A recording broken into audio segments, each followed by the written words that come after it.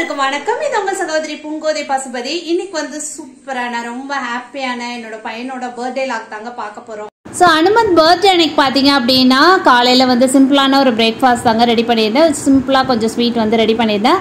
So மதியம் பார்த்தீங்க அப்படின்னா வந்து சிக்கன் கிரேவி, சிக்கன் 65 ரசம், இதுதான் வந்து ரொம்ப சிம்பிள் மெனு தான். பட் ரொம்ப ஒரு டெலிஷியஸாக சூப்பராக வந்துருந்துச்சு. அதுக்கப்புறம் பார்த்தீங்க அப்படின்னா அனுமத்துக்கு வந்து இந்த வாட்டி வந்து சாக்லேட் கேக் வந்து நாட்டு சர்க்கரை ப்ளஸ் வந்து நம்ம கோதுமை மாவு வச்சு வந்து ரெடி பண்ணியிருந்தேன். ரொம்ப சாஃப்டாக சூப்பராக ரெடியாக இருந்துச்சு.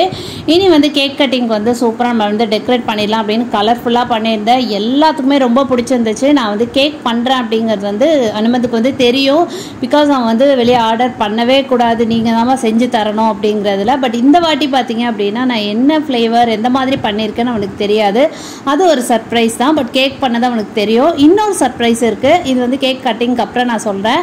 ஆராதனா பார்த்தீங்கன்னா இந்த மாதிரி தான் ரெடியாக இருந்தேன். எல்லாருமே ஒரு கிரே ப்ளூ இந்த ஒரு காம்பினேஷன்லேயே வந்து ரெடியாக இருந்தோம். எப்படி இருக்குது எல்லாரோட ட்ரெஸ் காம்பினேஷன் அப்படிங்கிறது சொல்லுங்கள். ஸோ அத்தான் பசங்களும் வந்திருந்தாங்க. ரொம்ப ஜாலியாக இருந்துச்சு. ஸோ அன்னைக்கு வந்து பார்த்திங்க அப்படின்னா ஆராதனா நான் தான் வந்து கண்ணெல்லாம் வந்து அண்ணனுக்கு வந்து க்ளோஸ் பண்ணிகிட்ருப்பேன், நீங்கள் கேக் எடுத்துகிட்டு வாங்க அப்படின்ட்டு. ரொம்ப எக்ஸைட்மெண்ட்டாக ரொம்ப ஹாப்பியாக ஆகிட்டான். அனுமன் வந்து ரொம்ப ஹாப்பி. எல்லா குட்டீஸுமே வந்து ஹாப்பி ஆகிட்டாங்க.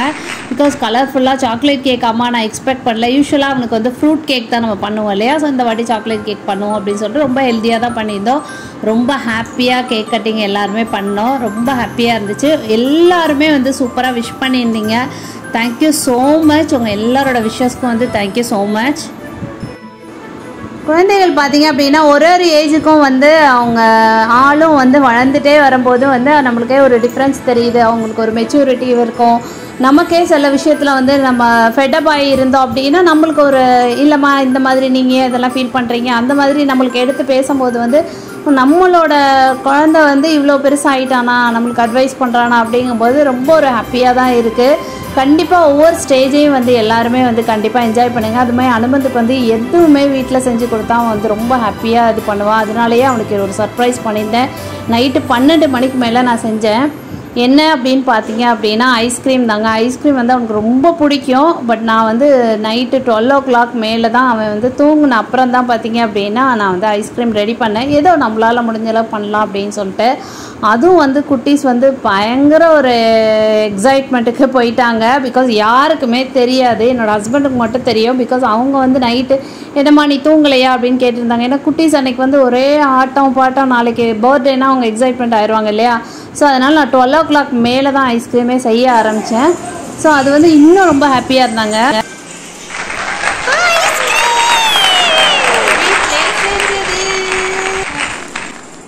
நல்லா இருக்காமா டேஸ்ட்டு?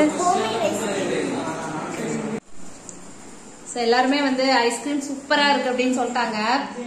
ஆறுமா எப்படி இருக்குடா? அதனால சரி நம்மளும் வந்து டேஸ்ட் பண்ணலாம் அப்படின்னு சொல்லிட்டு வந்து உட்காந்தாச்சு.